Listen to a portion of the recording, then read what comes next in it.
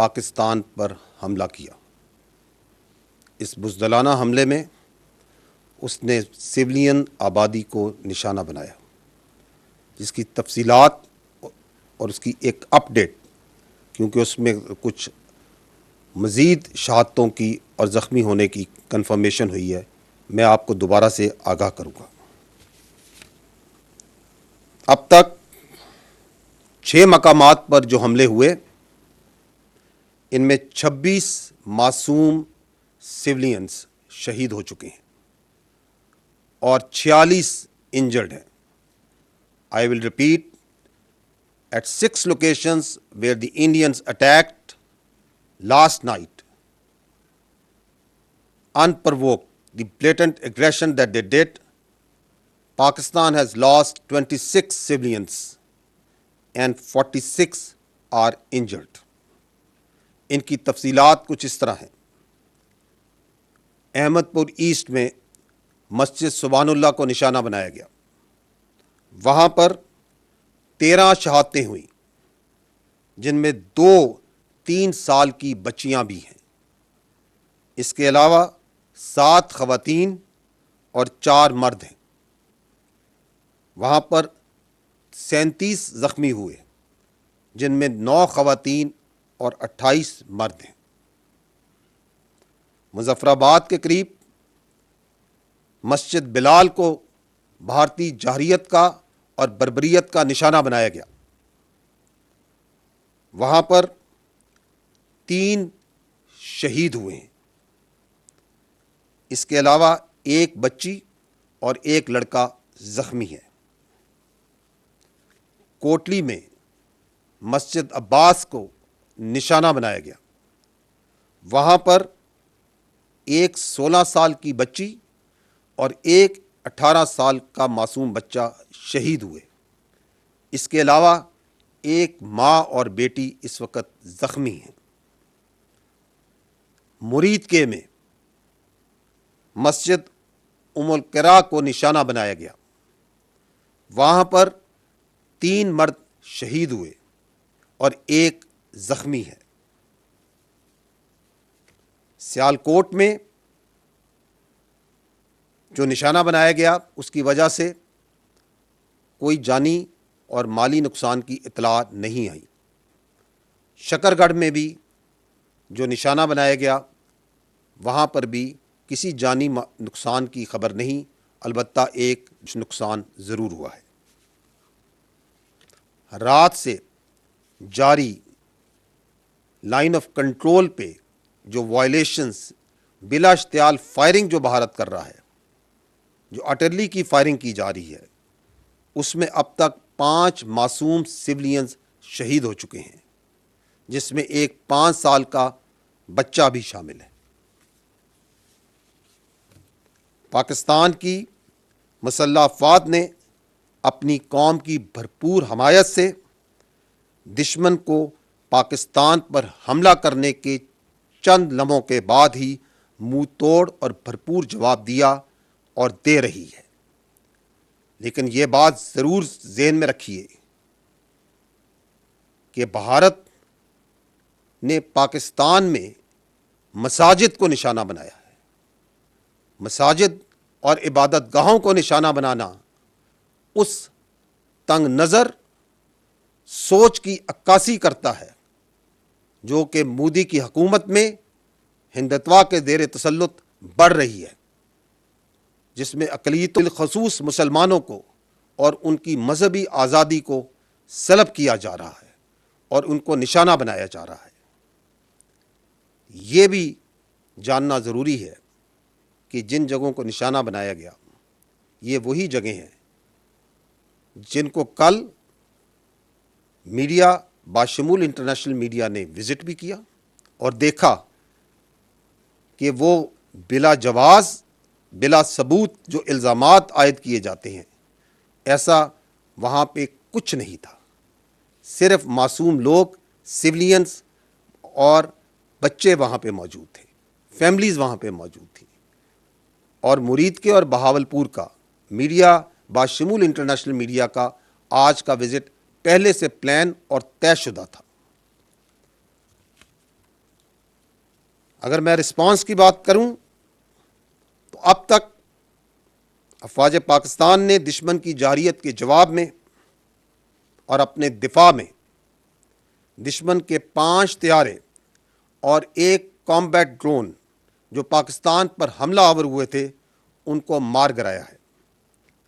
حملہ آور گرائے جانے والوں میں بھارتی فضائیہ کے جنگی طیاروں میں 3 رافیل، 1 MiG 29 اور 1 SU طیارہ شامل ہے۔ اس کے علاوہ ایک ہیرون کامبیٹ ڈرون بھی اس میں شامل ہے۔ یہ جو فضائی ایسٹس گرائے گئے یہ جنرل ایریا بھٹنڈا میں، جموں میں 2 اونتی پور کے علاقے میں، 1 اخنور اور 1 سری نگر کے علاقے میں مار گرایا گیا۔ یہ بتانا انتہائی ضروری ہے کہ پاکستان ایئر فورس نے ان طیاروں کو اس وقت گرایا جب انہوں نے پاکستان کے اوپر حملہ کیا۔ After they have release their weapons, only after that they were engaged and shot at. Once they have taken on the unprovoked, uncalled for aggression against the state, the territorial integrity and the innocent people of Pakistan by firing at them through standoff weapons, only after that Pakistan Air Force and these armed forces engaged them and took them down. It should also be noted that the Pakistan armed forces could have shot even more than 10 of their aircraft, but we exercised restraint, and at no time any of their aircraft was allowed to enter into Pakistan's airspace, and also at no time none of Pakistan aircraft went into Indian airspace. یہ بھی جاننا ضروری ہے کہ الحمدللہ پاکستان فضائیہ کے تمام طیارے، تمام ایسٹس مکمل طور پر محفوظ ہیں۔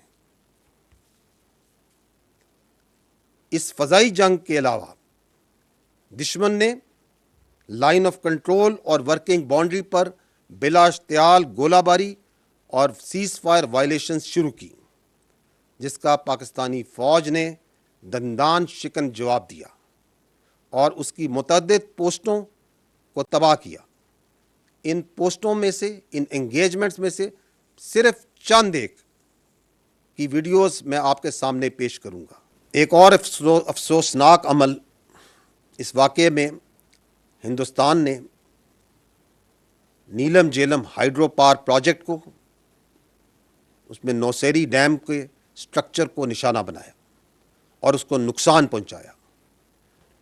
ہائیڈرو سٹرکچرز کو نشانہ بنانا ایک ناقابل قبول اور خطرناک ایسکیلیشن ہے۔ کیا ہندوستان پاکستان کے عوام کے پانی کو نقصان پہنچانا چاہتا ہے؟ کیا وہ جانتا ہے کہ اس کے کیا کانسیکوینسز ہوں گے؟ اس کا کیا مطلب ہے؟ کیا انٹرنیشنل نارمز اور جنگی قوانین اور روایات اس بات کی اجازت دیتی ہیں کہ آپ کسی اور ملک کے پانی کے ذخائر، ڈیمز اور ہائیڈرو پاور سٹرکچرز کو نشانہ بنائیں؟ ایک اور خطرناک اور ناقابل قبول عمل جو کہ کل رات کو ہوا، وہ بھارت نے جب یہ بزدلانہ کارروائی کی تو اس وقت بہت سی نیشنل اور انٹرنیشنل فلائٹس پاکستان کی ایئر اسپیس میں موجود تھیں، and thousands of civilian passengers' lives were put in grave danger. At that time, there were 57 international flights that were operating inside Pakistan airspace. The consequences of any of them being hit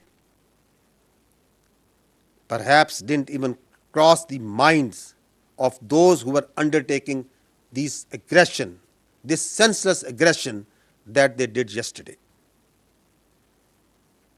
چونکہ یہ ایک developing situation ہے تو جیسے جیسے واقعات آگے بڑھیں گے میں آپ کو ان تفصیلات سے آگاہ کرتا رہوں گا. میں یہ کہنا چاہوں گا کہ بھارت نے پاکستان کے خلاف جو جارحیت کی ہے اب پاکستان کی جانب سے اس جارحیت کا اس ایگریشن کا بھرپور جواب دیا جا رہا ہے اور دیا جاتا رہے گا. بھارت نے پاکستان پر بزدلانہ طریقے سے رات کے اندھیرے میں حملہ کیا ہے اور پاکستان کی جری قوم کو للکارا ہے. اس کی اس غلط فہمی کو یقیناً ٹھیک کر دیا جائے گا. کیا بھارت یہ نہیں جانتا کہ we are a battle hardened army and that we in the armed forces of Pakistan love and embrace شہادت much more than you fear death. الحمدللہ افواج پاکستان پوری قوم کی بھرپور حمایت کے ساتھ بھارتی جارحیت کا جواب دے رہی ہے اور دے گی. کسی کو